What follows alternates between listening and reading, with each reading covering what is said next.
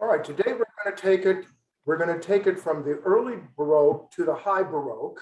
And in the same way that the early Baroque of the early Renaissance of Botticelli was related to the high Baroque of Michelangelo and Raphael, that is, more balance, more harmony, more unity, and so forth, the high Baroque took to a greater height certain aspects of the early Baroque work of Caravaggio. And this is a sculpture by Bernini. These were the two great architectural rivals. Bernini, however, not only did architecture, but sculpture, painting, stucco, multimedia things. He had a huge, huge workshop. And in many ways, I think it's safe to say that Rome is really Bernini's city, because it was during his lifetime that the city really took its modern shape, with its broad avenues linking together at piazzas with sometimes splendid fountains, and a very surprising sort of city as well, not laid out in square measure like Florence, but like spaghetti is all tangled. Then you're wandering around Rome and you think you're lost, and suddenly you come upon this beautiful piazza with a magnificent fountain.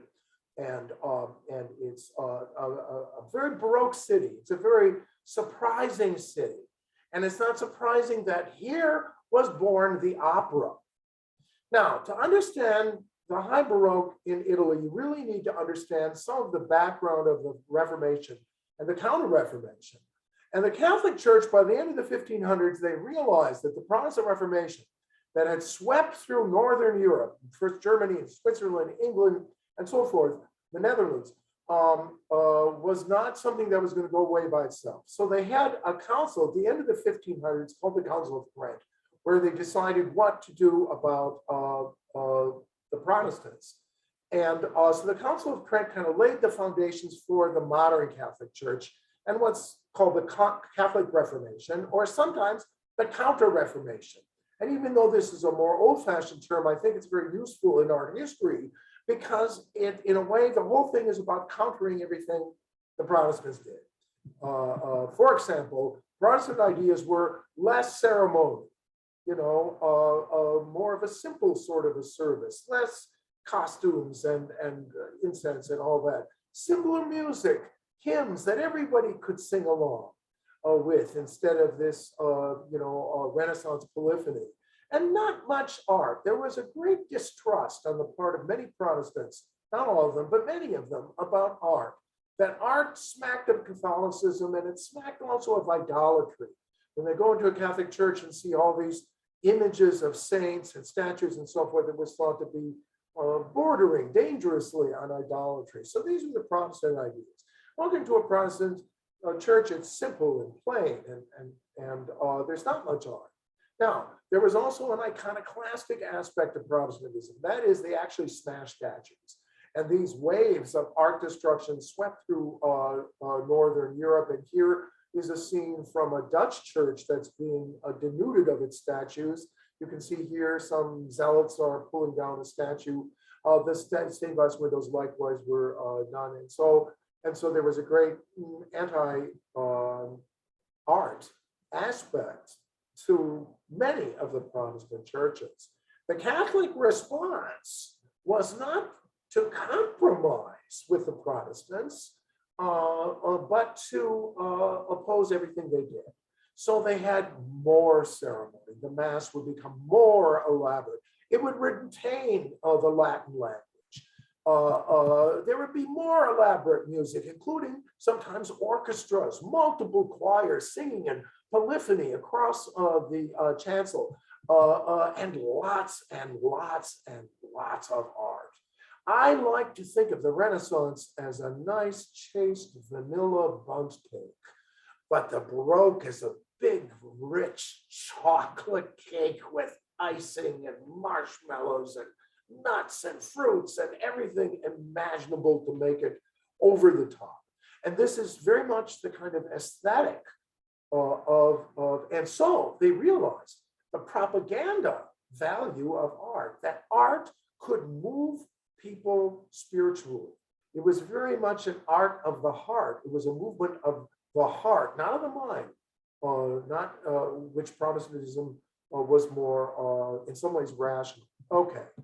Now, the other big ingredient in this mix of Counter-Reformation zealousness was the birth of opera that takes place right around 1600, with the very first operas taking place. And opera, if you're not familiar with it, is a story. It's a play with costumes and characters and lighting and scenery and all of that stuff, like theater, except everything is sung. So instead of lines being spoken, they would all be sung. Sometimes there are long meditations and arias and so forth, where a person is, talking about their unrequited love or so forth and so forth. Okay, very familiar to us today, and became instantly popular.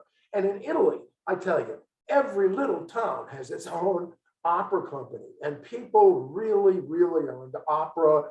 It's not an elitist thing. In Italy, it's very much a sort of almost like baseball is here. It's a popular art form, and it was right from the very beginning. And in Baroque opera, there are a lot of trapdoors and gods coming out on machines from the ceiling, the Deus ex machina, sometimes called, and sometimes they try to revive these Baroque operas. I think the very first opera composer was Claudio Monteverdi, and we have a great deal of his music as well. So it was a new sort of art form, and it really captured the Italian imagination. And it also was very emotional. Opera people, everything is love. People die because of unrequited love and things like that. So it's a very over the top, very passionate, very emotional, very Italian sort of a thing. And I tell you, if you go to Italy, you must go to an opera, especially in a smaller place, because you'll find that people they weep at the opera, and so they're very moved by it. And it's only really recently, the great period of opera is really the 19th century, Romantic opera, Verdi, Puccini, all of this. But in Baroque opera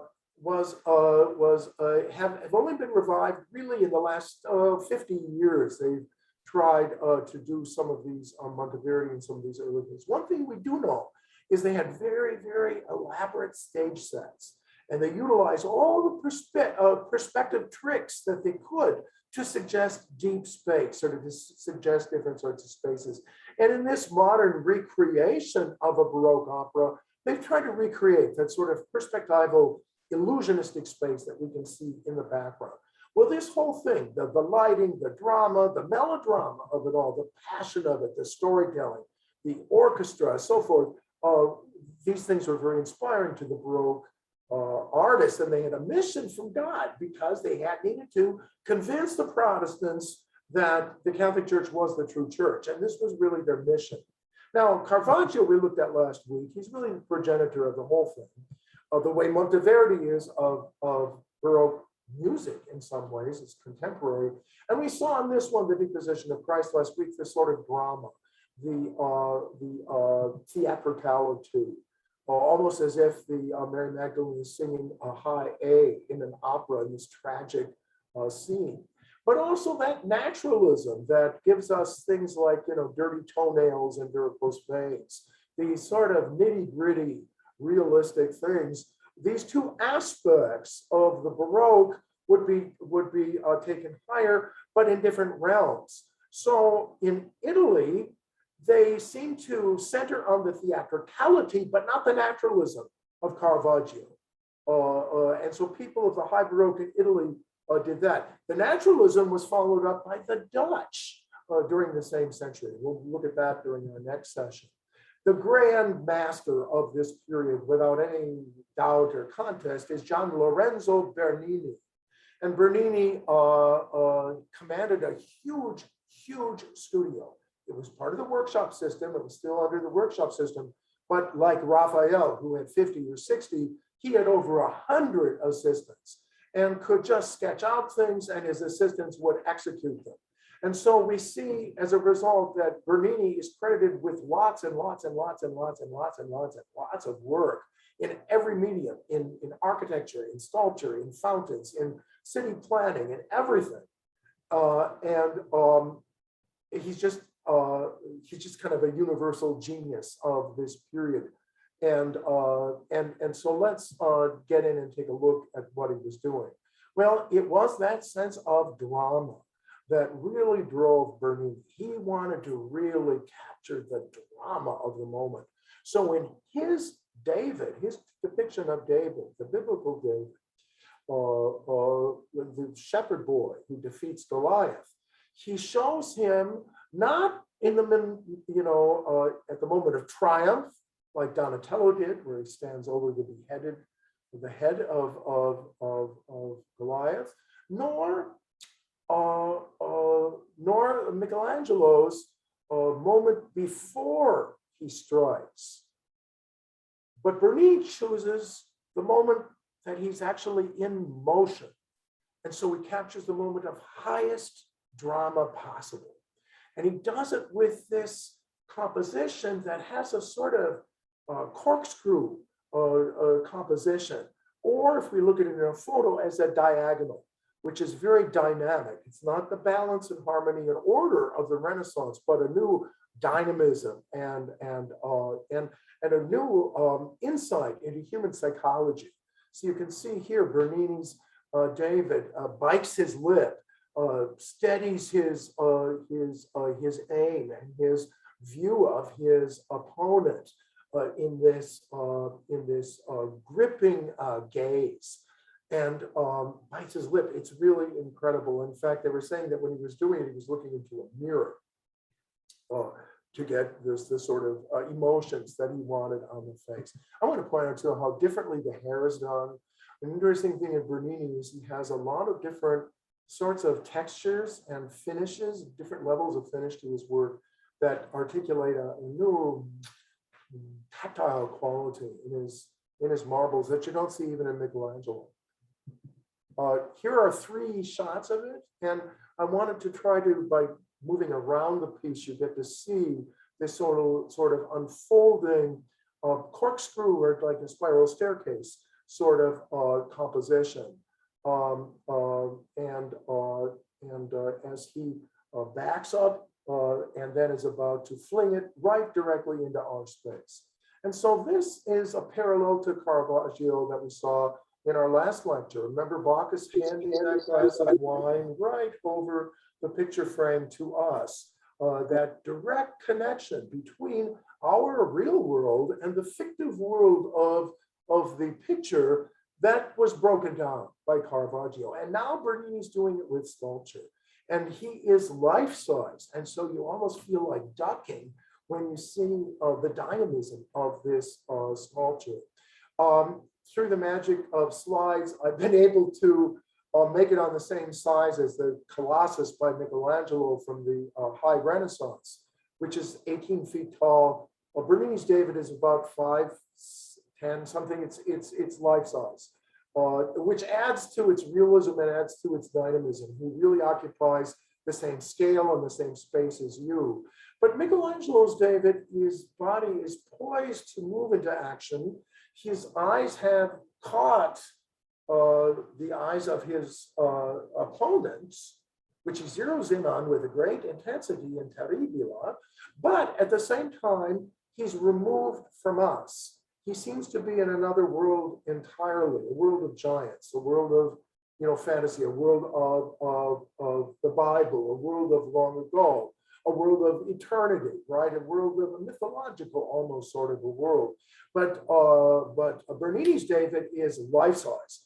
And he's right there, and he's invading our space, and he's moving into our space. And this sense of dynamism, this sense of drama, picking the moment of the highest drama, that's what he's going for, because he wants to move you deeply. The sculpture is just incredibly beautiful. As you can see, there's no dirty toenails or anything like that. The idealized body of David is absolutely perfect, like an Olympian swimmer's body. And so he abandons the naturalism, which I think a lot of people thought was crude in Caravaggio. But he embraces the heroism of Michelangelo and the idealism of Michelangelo and Raphael, but he puts it into motion so that there's this great moment of action and drama. That he's hurling this thing into our own space. One of my very favorites is this piece, Apollo and Daphne. And Apollo is the sun god, and he chases after this nymph, Daphne, and trying to escape from his pursuit, she prays to Zeus and he changes her into a tree. And this shows the moment of transformation. Once again, Bernini has chosen the moment of highest drama. Just like a director of an opera, he lights it, he stages it, and it's life size. And this is an incredible thing. A couple of years ago, I was blessed enough to do a class like this in Rome with my students at New Jersey City University. And one of my students who had, looked at this before and taken several classes, they thought these were table-sized figurines. She had no idea that they're life-size statues, and they just really occupy the room that they're in because their great drama draws your attention. And this pursuit, and at the same time, her transformation that's happening really before our eyes, as well as before Apollo's eyes. Let's take a look at it here. You can see she's already, Apollo begins to embrace her. You can see his hand a little bit, his left hand embracing her, but already she's begun to turn to bark down there. And as you can see, her fingers and her hair have sprouted. And you can see here his hand touching, and it surprises him that it's rough bark, not soft flesh. And his face, the psychology of it, he's right in between this passion of pursuit and romantic, amorous love, and at the same time being puzzled. And it's that moment of transformation in his mood from exuberant and pursuant to confused. And, it's not just that moment. He picks it. It's very astute. So he's a great psychologist as well as a great sculptor. And, her face is just absolutely terrifying. The hair is so much more rough. It's finished in it's given a rougher finish, whereas the skin of the face has a higher polish to it. And these sorts of very delicate textural differences are especially apparent when you're there in front of it. It's just, breathtaking. And it's really meant to be, and it really achieves it. I just want to show you here the incredible way that her hair, I'm seeing my arrow, how her hair turns and her fingers turn into these little, plants. And by the way, he did have the assistance of all these assistants in his giant workshop. And one of the people, and I forget, but we know his name, I forget it now, but he specialized in plants, and Bernini had him work on these transformation things. So Bernini is more like a great chef, and he oversees all these cooks. He does, a small wax model, and then the associated artist or journeyman would rough it out and so forth. So he worked in collaboration and also in collaboration with architects and also in collaboration with painters, because one of the things he does is multimedia ensembles into which you sort of walk. And they're even more impressive than these freestanding sculptures.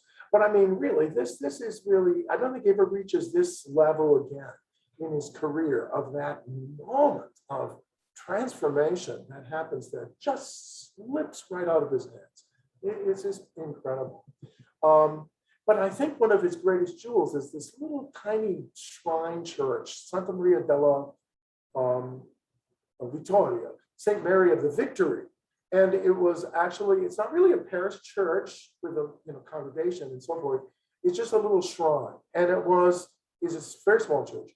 And it's only open, certain times. You have to really arrange to get there at just the time that it's only open. And I don't think they have masses there. And the guys can be crabby, but very sweet.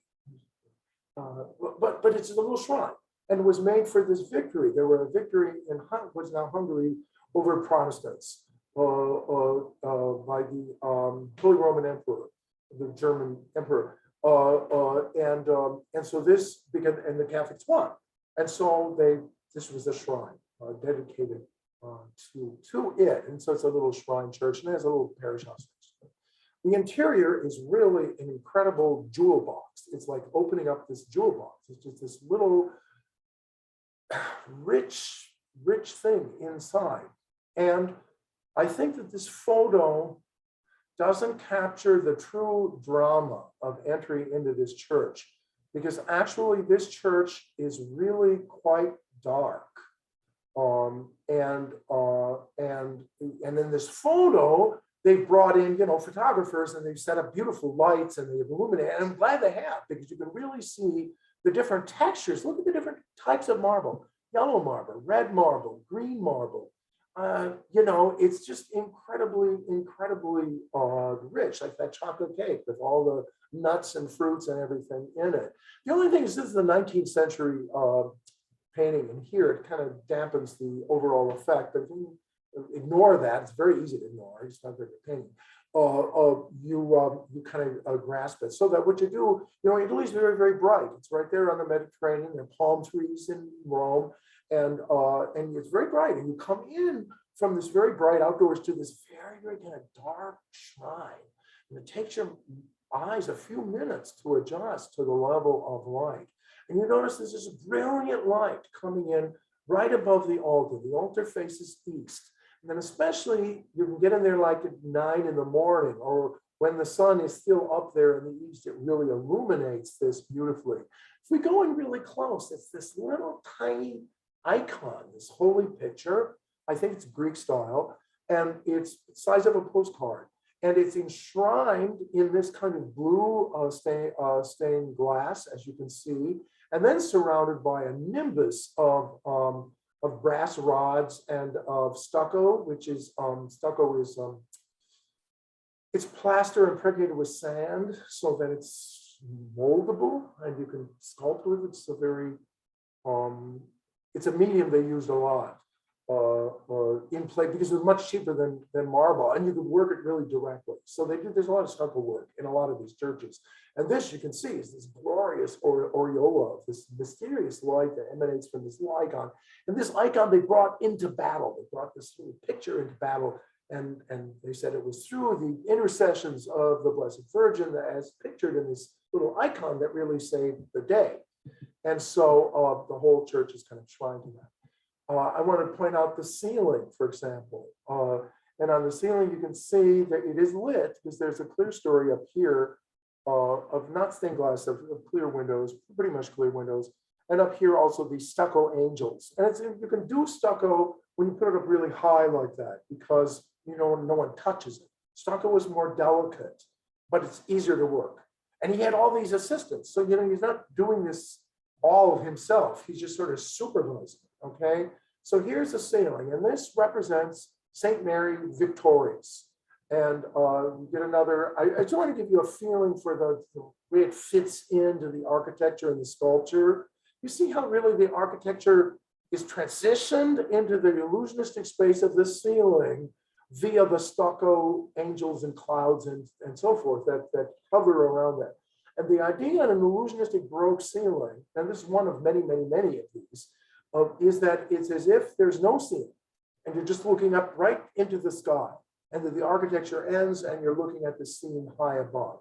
So here's a more detailed picture of it, and you can see that Mary on a very high cloud is being lifted up toward heaven, victorious. The sun illuminates her from behind, so that she's sort of a halo, a nimbus surrounds her. Little angels playing musical instruments, celebrating, assist her and sort of push the clouds and so forth. She herself has a palm leaf, the symbol of victory, and so she's victorious and so forth. Now, down below, these are the Protestants, right, who are symbolically shown being tumbled out of heaven. As Mary's being lifted up, they're coming down. And you see here these, naked Protestants. This one, very fearful looking. This one tearing pages out of the missal, out of their hatred for Catholic ritual. and so forth, an angry look on their face, surrounded by serpents and dragons and multi-headed hydras and all sorts of things that await Lutherans and Calvinists and Anglicans and those other Protestants who would dare question the authority of the Roman Catholic Church. So the idea here, and it's not a subtle painting, at all.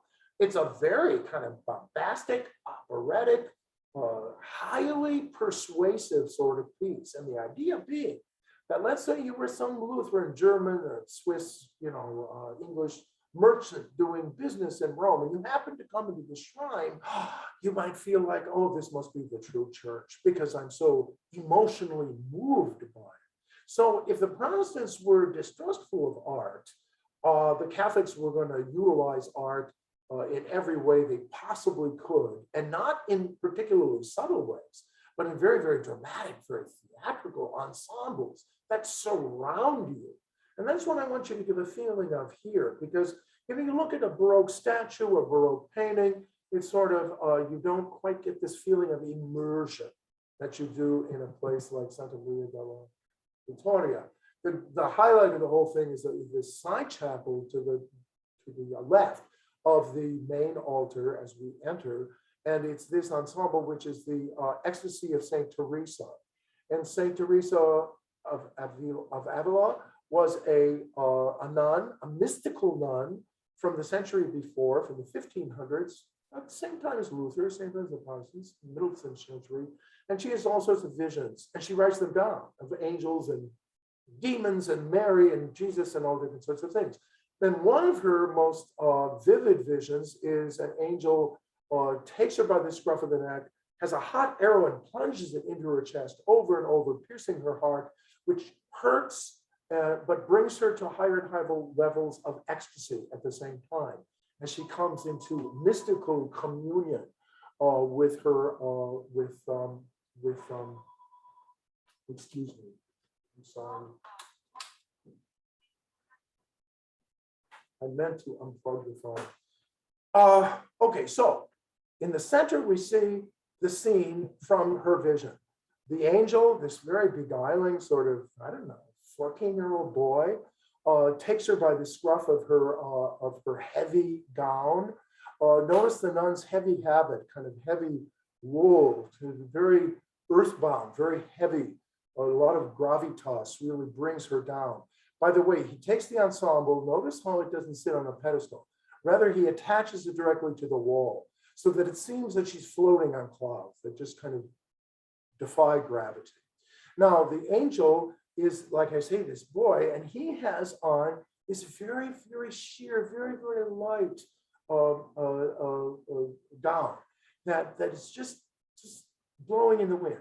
And the contrast between that heavy garment of wool and that light silk gown of the angel is part of the dichotomy that he's setting up and part of the drama that he's setting up.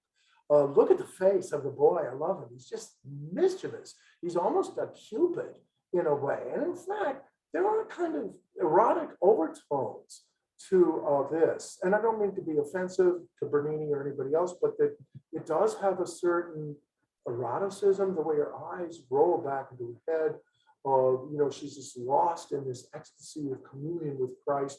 It's this, but it's a very sort of eroticized thing. And even when she writes it, it has kind of some of that quality that like the Song of Solomon, right? Which also has this sort of eroticism that refers to spirituality. So it's not a physical sort of eroticism, but a spiritual version of it. So it's interesting how he utilizes these kinds of emotions, these sorts of almost instinctual things that are going. Now, he lights it very dramatically because he has these brass rods that are in the back, and hidden behind this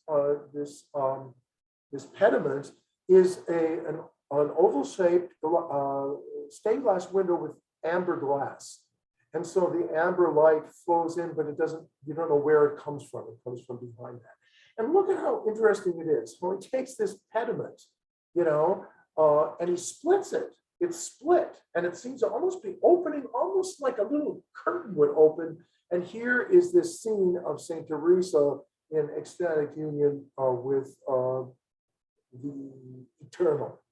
Right now, if we look up, he also does special effects in the little area over the chapel.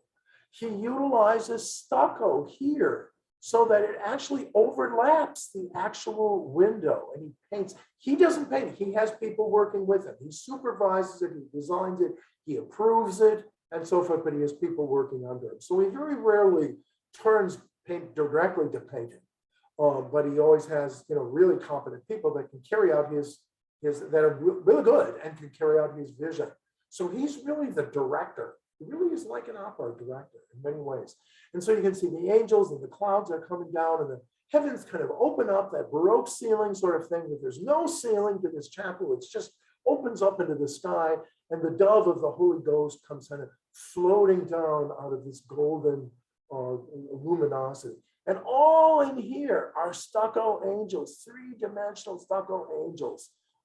So it's, look at all the rich, every surface is decorated with gold, with marble, with various types of embellishment. And a very interesting little aspect to this chapel is on the sides are like box seats at the opera, in which the people, the Cornaro family members are shown as in modern dress, as if watching this scene of St. Teresa at the opera. So and this isn't real, this is bas relief.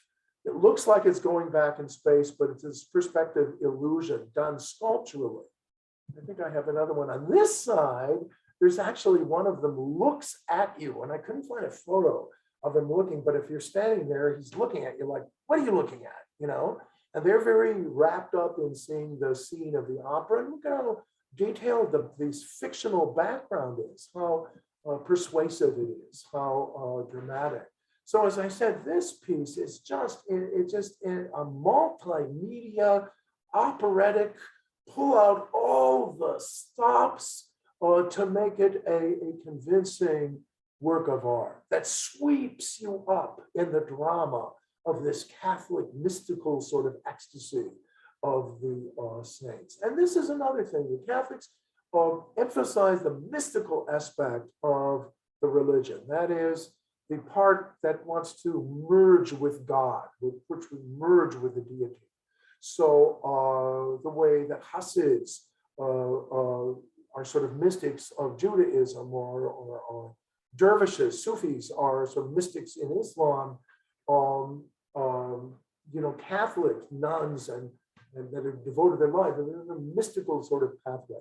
And this is very different from Protestants too. We're much more rational, down to earth, and not mystical, no hocus pocus, more the Bible and morality, and all this Catholic stuff is a little too much. Now, I want to point out, I want to look a little bit also at the architecture of Borromini, and then I want to contrast him with a much more normal sort of Baroque church by Pietro da Cortona. We're not going to go into Cortona too much, although he deserves it. He's a painter, an architect, a polymath, he does everything. And this is, I forget the name of it, Santa Susanna. And you can see that the facade. I don't want to compare the facade to Borromini's Sant Carlo alla Quattro Fontane, St. Carlo of Four Fountains. And look at it. It's like a respectable Baroque church drunk, right? Look at the undulating walls of this facade, the dialogue between the concave and the convex surfaces. And it's called alla quattro fontane because there are four fountains. And here's a fountain here. It's in this corner. It's a very small church. Borromini worked under Bernini and under Cortona as well, doing architectural details. But this was his first commission that was entirely his own. And he decided to make it a showplace of his very unusual and very radical style that just stretched all the ideas all the visual ideas of Renaissance architecture into almost mirrors, distortion mirrors at the fair type of thing, a whole dialogue of in and out and so forth. I just, this is very undulating, rational, staid, balanced and so forth, but still a very, very unusual. Even the balustrade up here has vase-shaped,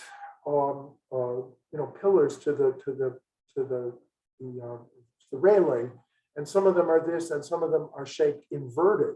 So there's this eccentricity all the way through, including the very melodramatic saints that are sculpted in the little niches. Now, this was another little tiny pilgrim church for these decalced monks who lived in Rome nearby. And so this was their little church. And decalced mean barefoot, they're barefoot, poverty, vows of poverty like Franciscans. It's very hard to photograph these churches because this one's very small, but it's just a beautiful little jewel. Here is a drawing, a modern drawing of the church, rendering it in perspective. Because I think what is surprising is the convex and concave. The way when you come in, it has an ovular shape to the center of it. And that's kind of unexpected. It doesn't have any, square corners or anything like that. He does stay away from inordinate decoration. He doesn't decorate as much as Bernini would, or use as many different sorts of marble. Part of this is financial. It just, they don't have a lot of money, these decalced monks. But also he, I think because he's taking such liberties with the form, or the walls seem to almost undulate like rubber or something like curtains, or something like that, that he's to give pride of place to those architectural eccentricities.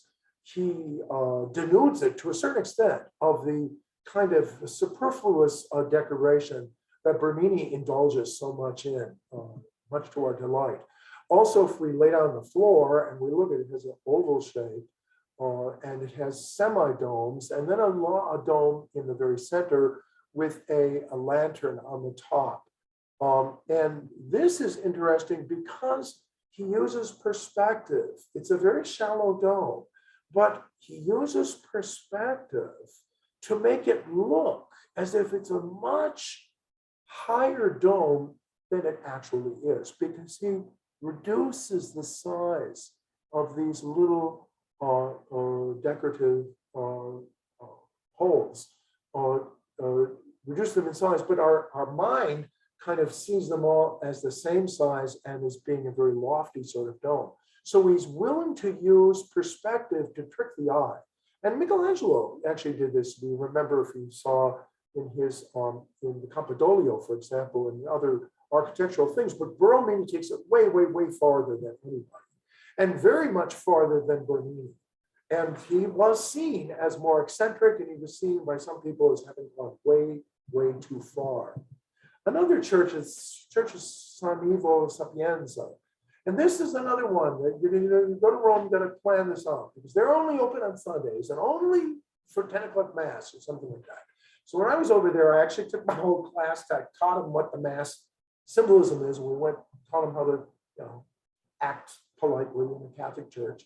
And we went to mass, and it was really kind of interesting seeing the architecture not just as a thing in our minds that we're looking at art, but that we're actually part of a liturgy. And even though it was, of course, in Italian, most of our kids didn't understand the sermon or anything. It's a short mass, but we were kind of being able to be in that space in the sort of ritual circumstances that it was intended. There was no music or anything like that. It was not, high mass. It wasn't a kind of grand thing that we might see at San Pietro or in a richer church. But there's a little courtyard in front, and I think here this idea of concave and convex he brings to a really interesting height. You see this kind of very concave facade. It goes really in very strangely, and then the dome is the opposite. And when you walk inside, of this church. This is there's a courtyard. Here's a plan. So here's the church itself. There's a courtyard, and these are some different rooms that are, for the monks. They're not public, but this is the church. It's not that big of a church, but you can see again these undulating walls that he uses. And if we go inside, we can see once again he limits the decoration somewhat and leaves it pretty much white, so that we can really concentrate on the shapes and the shaping of space. A very, very eccentric, undulating sort of dome.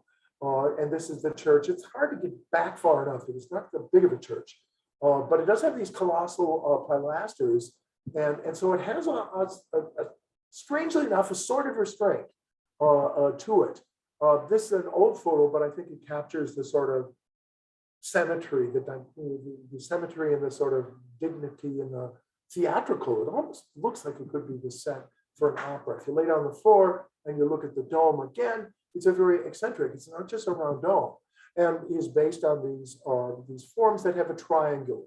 And the triangle is a symbol of the Trinity, Father, Son, Holy Ghost, to the Catholics. And this was a Trinitarian church, monks that were dedicated to the mystery of the Trinity, I guess.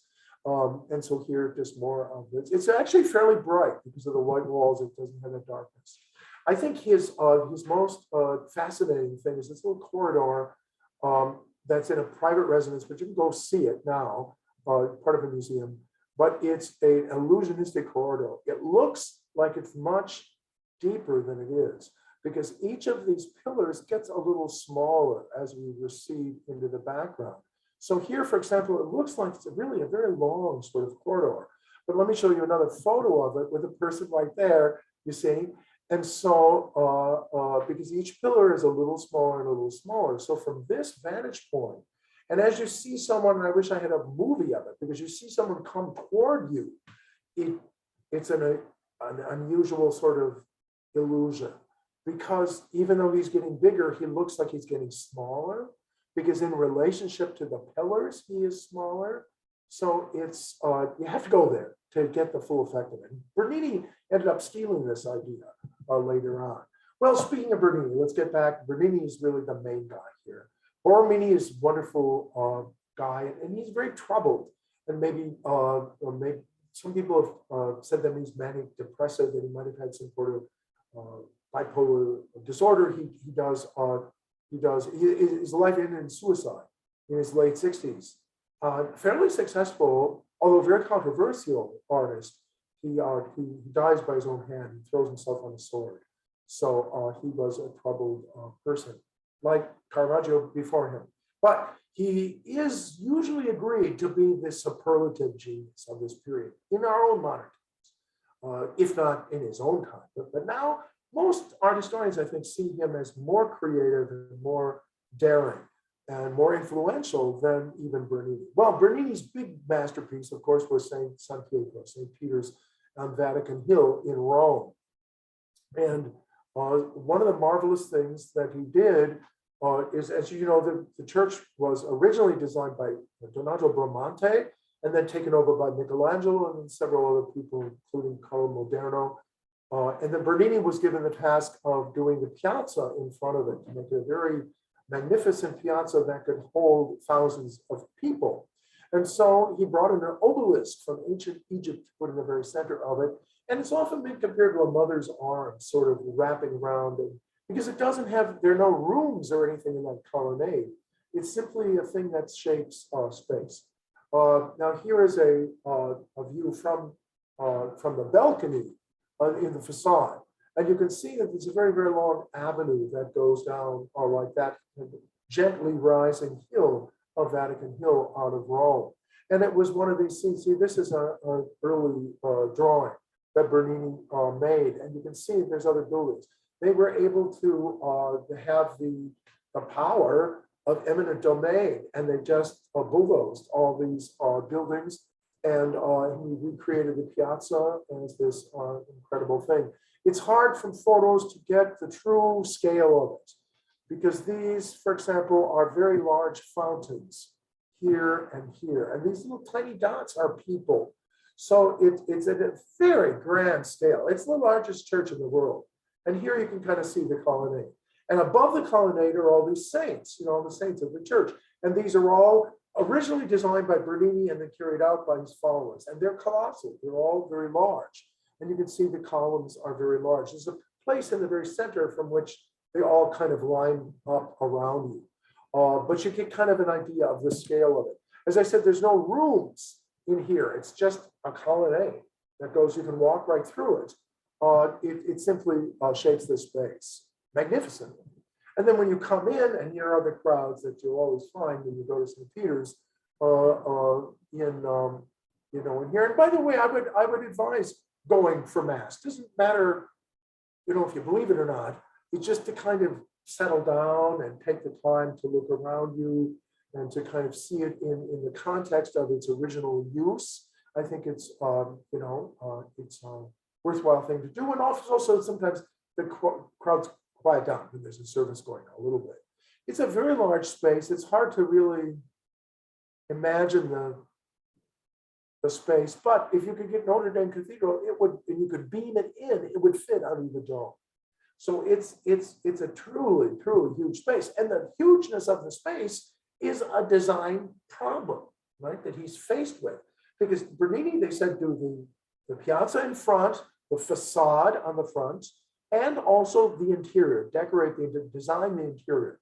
So the interior is much more rich and Baroque and sculptural than Michelangelo would have ever imagined it being. And so when you walk into it, you're totally in a Baroque sort of setting. And one of the things is, in such a vast space, it's hard to give enough drama to the Mass that's going on. So this is the altar, the high altar. They put it up on several steps, but still it looks small in such a huge space. And so what he did is he designed this baldacchino that like a canopy. Looks like it's leather, looks like a tent, but it's not. It's made of bronze and decorated with gold, very richly ornamented. You can see there's a painting inside the interior. And this sort of sits over, but yet you can see through it. So you can see through it to the throne of Peter that's behind it. So it has a sort of spatial, it calls attention and frames the drama of the Mass. But at the same time, it's permeable, and you can see through it beyond the liturgy to the throne of Pietro, which is in the back. And what they have is there's an old wooden chair, kind of throne, some ivory, I guess. I've never actually seen it. It's actually in here. Where's my thing? Behind this grate is the actual chair that's said to have been sat in by St. Peter. And his tomb is said to be right below the high altar, his remains. And so, it's a consecrated place. So what Bernini did is he took this very humble wooden chair, which probably from the 7th century or something, I suppose. I don't think it's really from the 1st century, but it's old. And he created this huge throne, much larger than life size. And it's encased behind this grill, and then this is a giant throne. And then there are these patriarchs, I forget, Augustine, St. Athanasius, some of them are Greek and some of them are Latin, to symbolize the universality of the Catholic Church, both East and West. And so they hold it up, but they hold it up just with their little pinkies. They don't struggle with the weight of the throne. The throne sort of floats on its own, and they only sort of guide it, like you might guide a balloon or something like that. And above it, of course, is this triple tiara crown. It looks like a beehive-shaped crown that popes actually used to wear on special occasions. The Pope now doesn't do that anymore, but it was in old days they used to do that. And then above it is another stained glass window with a dove representing the Holy Ghost, and around it, a whole series of stucco angels that are also gilded with gold. So, it's an incredibly rich ensemble. And I think this is a particularly beautiful photo because it has these beams of light sort of coming in and giving it this grand quality. And it really is a very breathtaking church. And it's meant to be. It's meant to be an opera. It's meant to impress you. It's meant to blow your mind. It's meant to sweep you off your feet. It's all those things. And it lives up to its reputation. I want to mention one other thing, though, and this is something that that Bernini stole from Borromini. It's not nice, but he did it. And here's the problem. Here are the papal apartments, which are now the Vatican museums, right? Pope doesn't live in the papal apartments anymore, but he used to at that time. And there was a stairway that came from the papal apartments to the front of St. Peter's. So what he wanted to do on very, very high holy days, like Easter, right, Christmas, to appear at the top of those stairs and come down the stairs, you know, with altar boys and crosses and candles and incense and the whole choir and the whole thing, and form a procession and come into the church and go up to the high altar, accompanied by music and, you know, everything, right? So he wanted to make it a very kind of operating thing. The thing is that the stairway wasn't quite grand enough. And the Pope said, oh, he wanted to, can you fix this up and make it grander? So what he did, and it's called the Scala Regime, and here's one of those Swiss guards, which are their dresses, Renaissance costumes. They're Swiss, they speak German. And they're, I don't know, it's a tradition to have Swiss guards. So but that gives you, it's good because you get an idea of human scale. So it's big, it's a big stairway. And what happens is just as Borromini had made each of the pillars a little smaller and smaller in that corridor, so Bernini takes it kind of to a greater level where he, you know, each pillar, each step is a little smaller, is a little smaller, is a little smaller, so that it looks like this really long, deep thing that goes up and up and up. But also, and I can't get a photo of this, but when the Pope appears at the top of the steps, he looks gigantic. He looks like Zeus, you know? And so, and as he comes down the steps, slowly, he begins to come into the scale of a mere mortal man until his foot touches the bottom. And he's kind of like descended from the gods or from heaven or from on high, right down here to the level of man, where he can then dispense the grace of God to all these people. And so it's a brilliant, a sort of a theatrical solution to a design problem. And Bernini is truly a master of this sort of drama, of setting up a situation, setting up an architectural scene or a multimedia event, like the little chapel of Santa Maria della Vittoria, that surrounds you with this persuasive message of the truth of the Catholic Church and of the rich, ancient traditions. Now, of course, this was all very, very expensive. And one of the big problems was, as they were trying to refurbish Rome, fountains, churches, elaborate things, these things cost money. And they had lost all the income coming from northern Germany, which is now Protestant, from England, which is now Protestant, from the Netherlands, which is now Protestant, right? So they were facing an economic crisis at the same time that they were doing these kind of artistic triumphs. So it's a time of interesting dichotomies. Now, as a little teaser for our next, we're going to move next to the Netherlands, and we're going to look at, and I want to, here's St. Peter's, the interior, very rich, lots of gold, lots of stucco, lots of angels, lots of sculpture, lots of bronze, lots of very, very rich. This is the interior of the Dutch church from the same time. And what the Dutch did, they were Protestants, and they came in and they smashed the stained glass windows, they put in clear windows.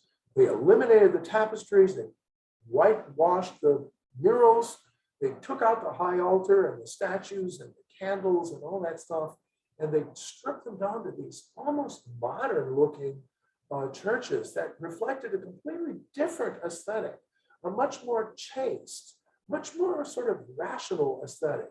And they were going to keep a certain need and a certain conservatism. And the art of the Dutch, except for Rembrandt, notable exception, but the Dutch art was not permeated by religious paintings because there really was no market for it, because that was too Catholic. And so Dutch art became much more concerned with the sort of miracle of everyday life, of the natural.